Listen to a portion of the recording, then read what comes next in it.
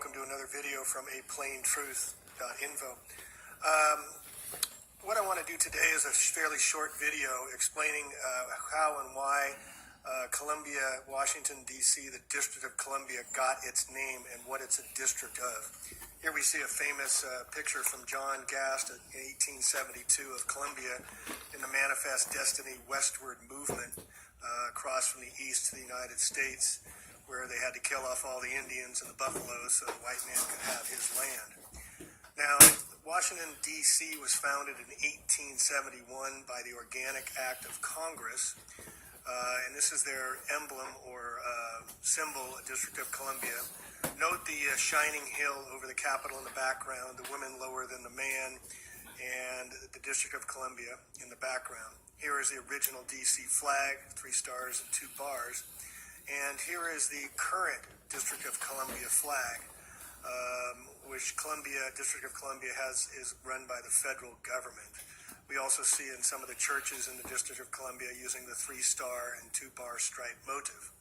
Also in the corporate world, we see CBS using the all-seeing eye as their logo. Pay attention. Columbia Pictures. And trust me, it's worth it. Pictures using the torch and the sun and the pyramid with the unfinished eye, which we also see in the back of the dollar bill. We see the Columbia space shuttle that blew up tragically. Please note the Israeli flag in there as well. Equal height, equal weight. And also we see the Rockefellers Columbia University in New York, as well as the Columbia Teachers University, also a Rockefeller Foundation. Now it's interesting also to note that Columbia's symbol uses 3 crowns as well. And here we're back to the John Gast 1872 Manifest Destiny of Miss Columbia leading the way. Okay, so let's go over here to Get ready. Wikipedia, the font of all knowledge. And Washington District of Columbia. Where did the name District of Columbia come from is the question here. And for the past 6-8 months or so, I've been offering every friend I talk to and family $100 if they could tell me where the District of Columbia name came from, or what it is a district of, or why it is named Columbia. So far I've kept $100 as no one has been able to even come close. The common response has been, to a person almost, I have no idea. So we see here the U.S. Constitution provided for a federal district under exclusive jurisdiction meaning whose business, of the Congress, and the district is therefore not part of any U.S. state. Further down, it's created a single municipal government for the remaining portion of the district. Here it says an estimated population in 2014. I'll leave it to Wikipedia. It says it's the 22nd most populous city, but right above here it says it's not part of any U.S. state, so a contradiction right there. The centers for all 3 branches of federal government in the United States are in the district, and they rule our lives, collect from the IRS and whatnot, including the Congress, the President, and the Supreme Court.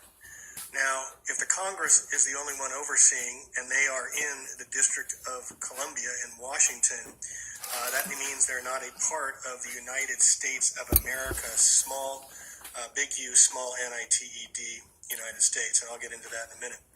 Washington is home to many national monuments and museums.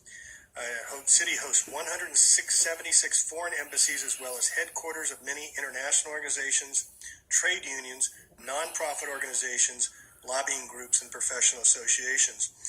One of the tricks they pull for the National Governors of Association that's based in Washington, D.C., is all the governors get together and come to a separate city-state called Washington, D.C., and they make all their rules and laws, and they form their lobbyist groups, and then they put on their governor's hats and go back to the United States of America, and they enact their laws in their states.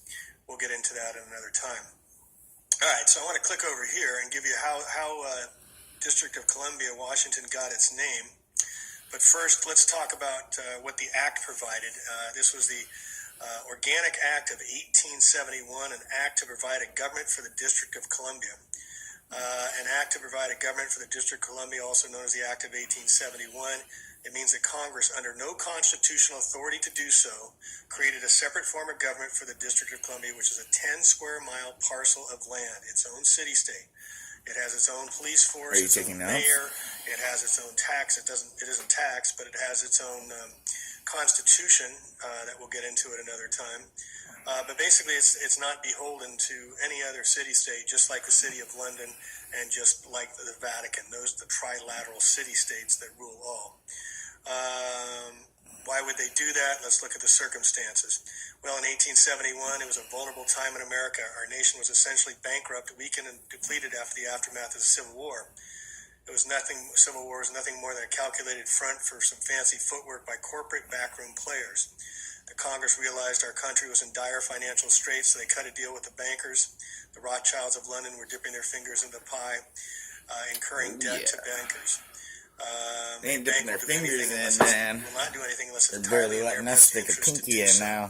So they basically went and created this act with the treasonous Congress complicity. And what they did in the 1871, it was defaced in the sense that the title was block capitalized and the word for was changed to the word of in the title. So instead of United States for America, it became United States of America, all in capital letters. Oh, And shit. it goes on to say here, the United States of America, capital letters, United represents States a for fictitious America. corporation. Your birth certificate, driver's license, social security number, bank statements are all written in capital letters, which means you have registered, regis means crown, submitted and are applied to a part of the United States of America Corporation as a fictitious character. The altered version, the capital letters, the Constitution of the United States of America. It is the corporate constitution. It is not the same document you might think. The corporate constitution operates in an economic capacity that has been used to fool the people into thinking it is the same parchment that governs the republic. It is absolutely not. Capitalization is an insignificant change. No, not when it's referring to the context of a legal document. Such minor alterations have made major impacts on each subsequent generation born in this country. What the Congress did with the passage of the act was to create an entirely new document, a constitution for the government of the District of Columbia. The kind of government they created was a corporation. The new altered constitution serves as the constitution of a corporation and not that of America. And if you'll remember back in 1999 in the blue dress with Monica Lewinsky, President Clinton, a lawyer, got in front of the federal grand jury and argued what the term, it depends on what the word is. So you can understand that even small words have great meanings. All right, so going up here to how did District of Columbia get its name, or how did Washington, D.C. get its name? So here we read that the Vatican has been involved. The Jesuit John Carroll was probably the richest man in America in the late 1700s. Keep trying to tell people. Carroll allowed funding to construct a D.C., which is nicknamed, quote, Rome on the Potomac. In fact, Wikipedia and the Catholic Encyclopedia confirm Washington, D.C.'s original name as Rome, Maryland. Fucking Zionist. Also, a branch of the Potomac River was called the Tiber, which is named after a river in Rome. This information was written in 1902 edition of the Catholic Encyclopedia on the article on John Carroll. The owner of the land used to be Francis Pope. Now we have Pope Francis, a Jesuit from Argentina, who just, for the first time in 600 years, had a pope step down, and he replaced him. Isn't that coincidence? And his priest was Jesuit Andrew White. Like Rome, Washington, D.C. has 7 hills. Their names are Capitol Hill, Meridian Hill, Floral Hills, Forest Hills, Hillbrook, Hillcrest, and Knox Hill. Is this coincidence? It doesn't look like one to me. Roman Catholic John Carroll suggested that French architect Pierre Charles L'Enfant, the architect of D.C., a freeborn African-American named Benjamin Banneker, also was part of astronomy and architecture during that time. It is said that Benjamin had a role in its construction, along with L'Enfant.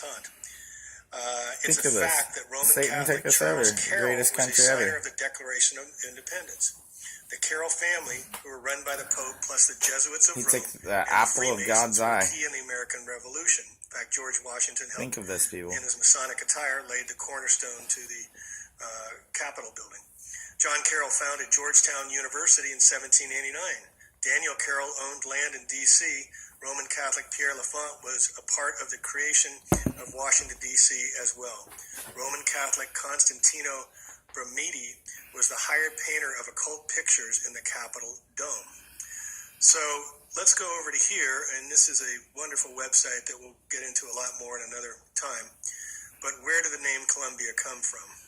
And this site is called USA versus US, and it documents how the two, the Republic of the Democracy, the Corporation of Civil Law versus the we got sold Republic out that we think we live under, the United States of America, small letters, versus the capital letters, United States of America, compare side by side. And when most people say, well, that's not legal under the Constitution, we don't live under that Constitution. We live on this one here on the right side.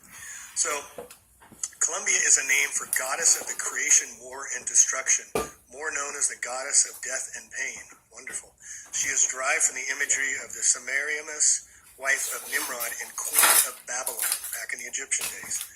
The statue on the top of the Capitol building, called the Statue of Freedom, is actually Persephone, meaning she who destroys light. She is the queen of the underworld. She is crowned with pentacles and pentagrams and stars with 5 points. And let's go back quick over here, and you can see where here's Washington, D.C., laid out by Lafont, the Roman Catholic, in shape of the pentagram. So it goes on to say, when someone stands on something, it is usually an indication of ownership. This is also why when you go into court, they say, do you understand? Do you stand under your fictitious name? Therefore, she owns the facility she stands on. Although the dome is on top of the Capitol building, was not finished until 1868. Columbia and Persephone are seen in other statues around the world.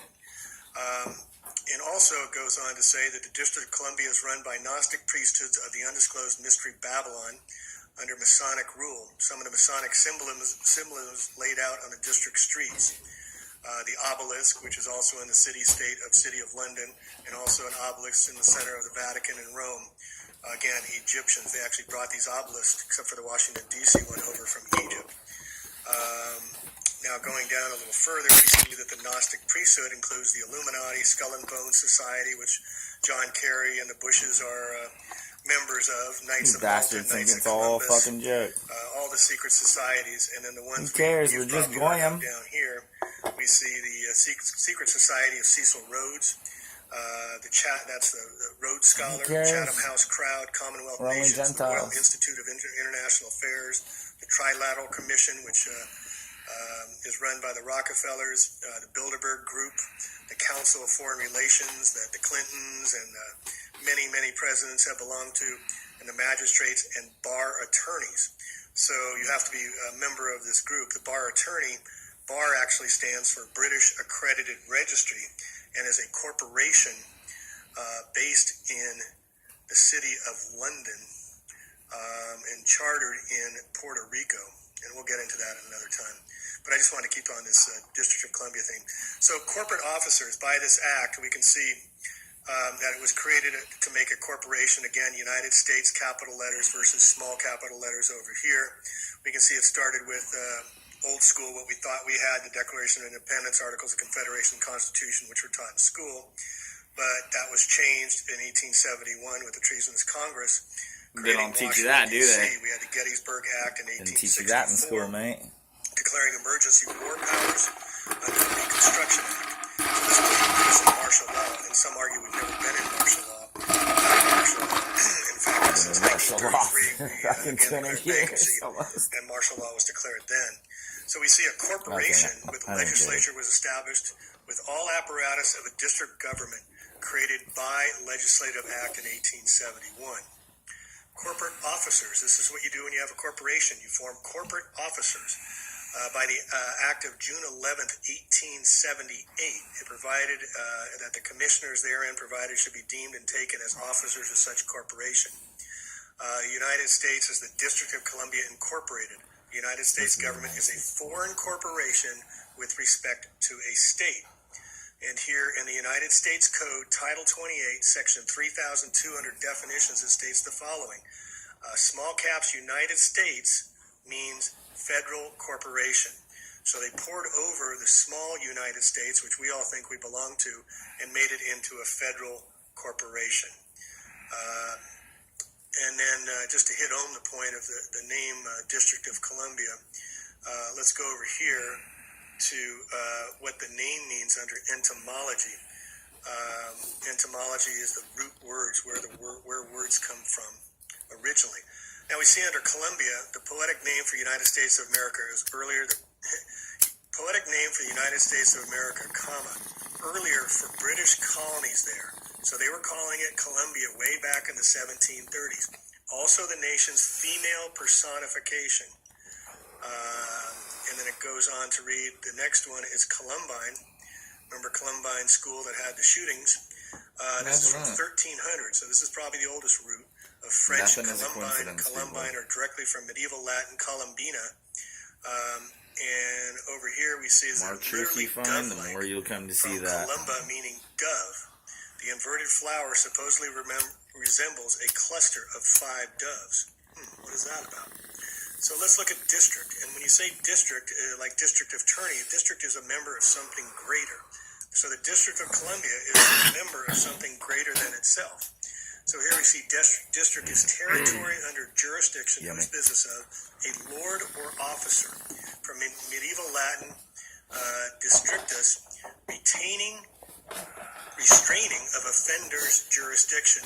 Then under the feudal system, the area of jurisdiction.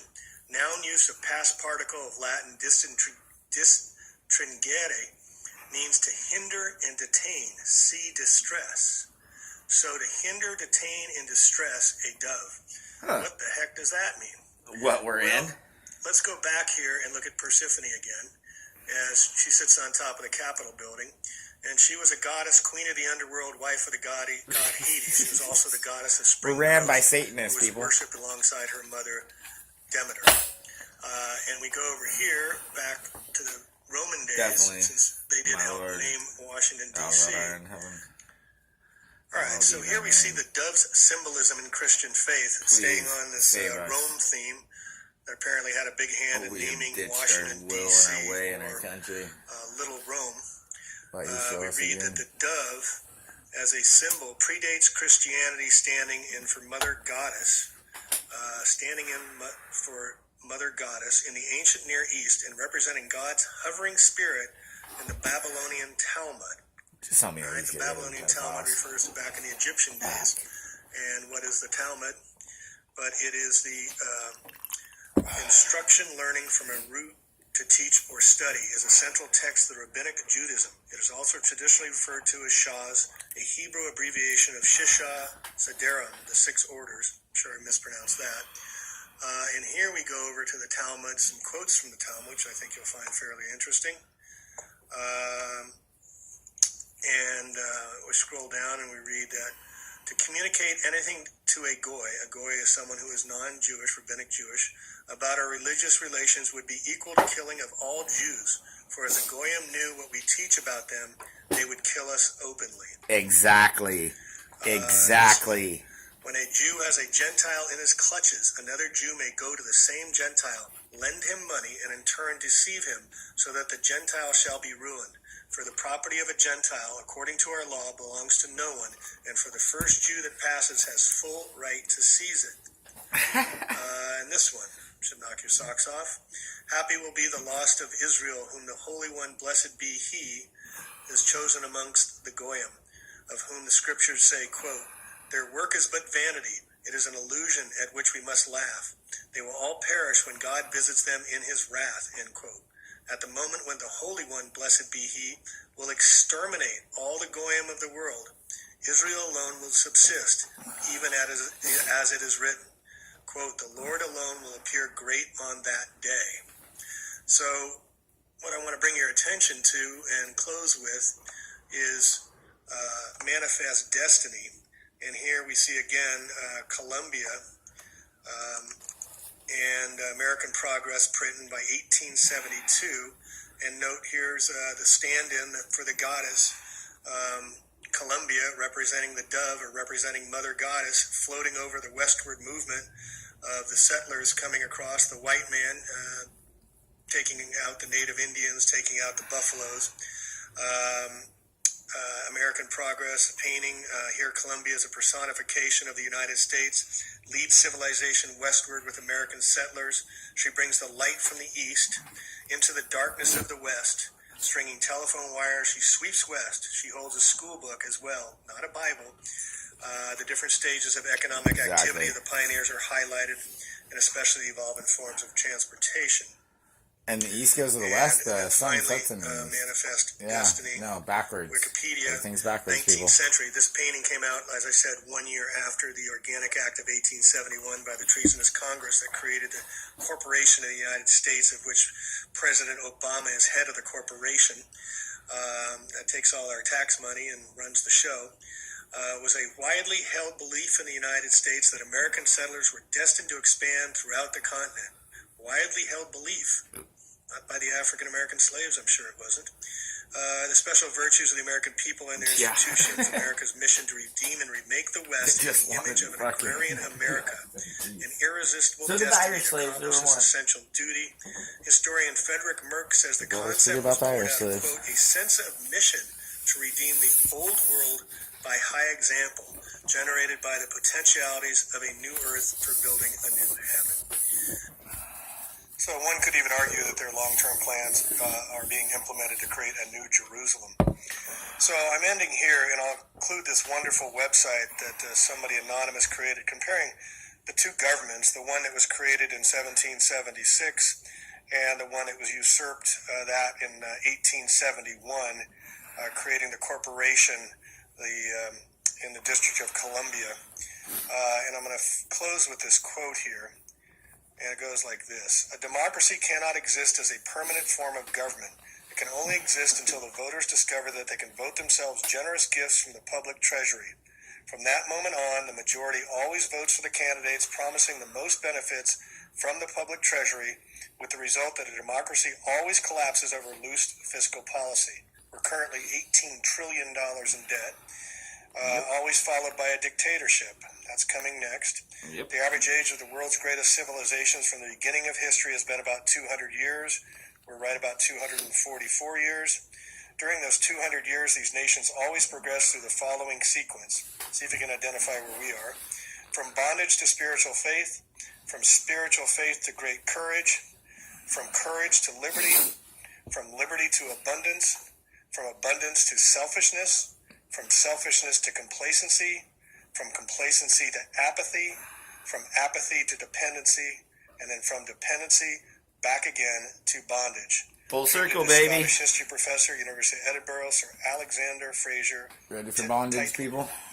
So, in closing, I will. The next video I'll do will be a little bit more at length to put together how our laws are still under Roman Latin law, how our monetary system was developed by the Vatican and the Caesar days, and we're still using the same monetary maritime law and debt system, why debt is being created and how we're all securitized debt from birth, and also how the laws were originally created and from the Vatican put on child's skin when they wrote the first QV trusts. It'll be a little more lengthy and a little more in-depth, and a lot of it goes into the information presented right here on this wonderful site. So thank you for listening, and we'll catch you the next time, and be well. Thank you for sharing, brother. Yeah, okay. That dude was awesome. That was nice of him to share that with us, was it not? I don't know. Like I always try to tell everybody, there's so much. I just dropped this video because I think people need to see this. I am going to try to do a summary video of all the shit. It's kind of hard to do. I have to get myself in the right mindset for that one. Alright, well, I love you all. You are the resistance. God bless.